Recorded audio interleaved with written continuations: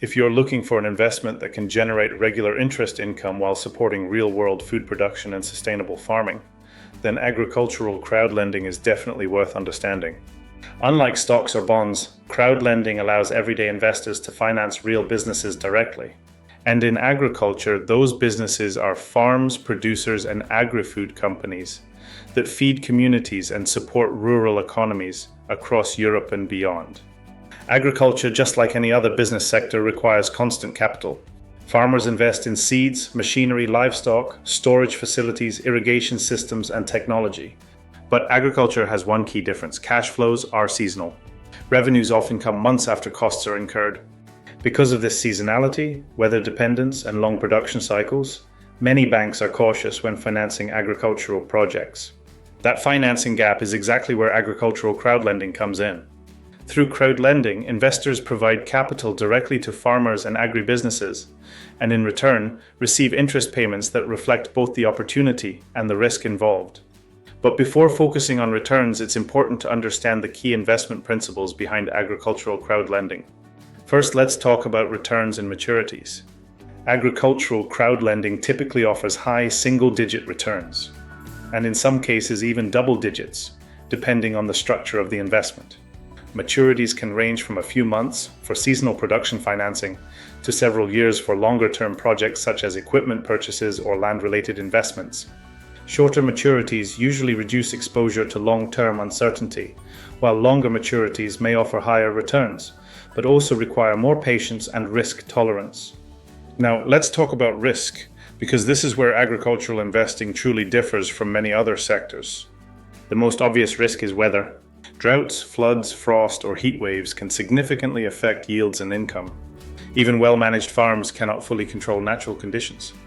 Another key risk is commodity price volatility. Crop prices can change rapidly due to global supply, demand, geopolitics, or trade policies. A strong harvest does not always guarantee strong profits if prices fall. There are also operational risks.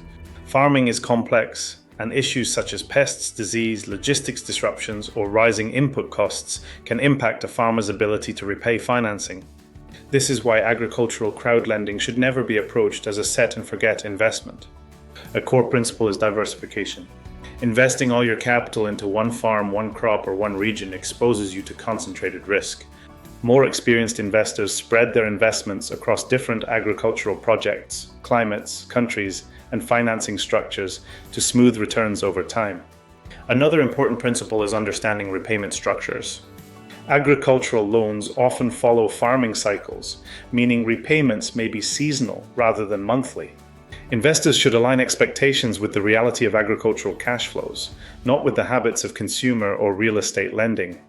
Risk management also depends heavily on project selection and transparency. Some platforms work closely with agronomists, use historical yield data, or apply technology and analytics to assess land productivity and farmer performance. Others focus on sustainability metrics or cooperative structures to reduce risk.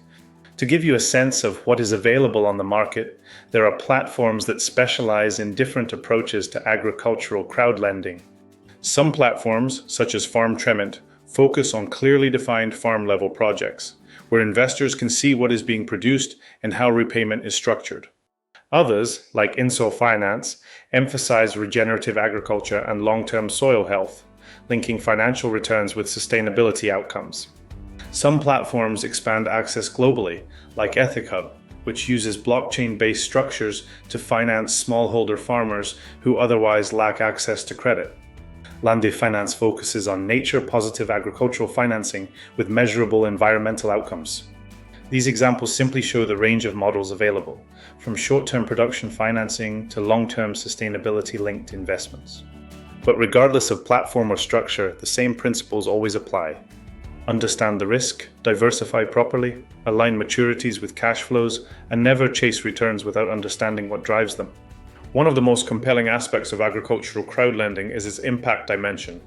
You're not only earning interest, you're helping farmers operate more efficiently, supporting rural economies, and contributing to the resilience of food systems. Still, impact does not eliminate risk. Smart investors treat agricultural crowdlending as part of a broader, diversified portfolio, not as a replacement for all other investments.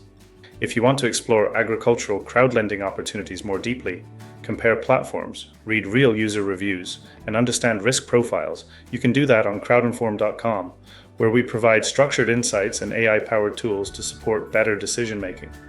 Investing in agriculture isn't just about returns, it's about understanding cycles, managing risk, and supporting the future of food and sustainability.